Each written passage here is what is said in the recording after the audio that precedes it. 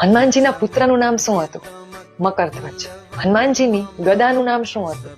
કૌમોદકી. હનુમાનજીને તેની ગદા કોણે આપી હતી? ધનકુબેરજી. હનુમાનજીના કેટલા ભાઈઓ હતા અને તેમનું નામ શું હતું? તેમના 5 ભાઈઓ હતા: ધૃતિમાન, શ્રુતિમાન, ગતિમાન, મતિમાન અને કેતુમાન. હનુમાનજીએ લક્ષ્મણજીની રક્ષા માટે કયો પર્વત ઉપાડ્યો હતો? દ્રોણાગીરી પર્વત. પંચમુખી હનુમાનજીમાં કયા કયા મુખ છે? ગરુડ, નરસિંહ, વરાહ, સ્વયં વાનર અને હયગ્રીવ. કળિયુગમાં હનુમાનજી ક્યાં રહે છે?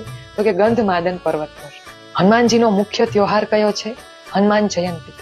હનુમાનજી કોના અવતાર છે? સ્વયં મહાદેવના. હનુમાનજીની 9 વિદ્યાઓ કઈ કઈ છે?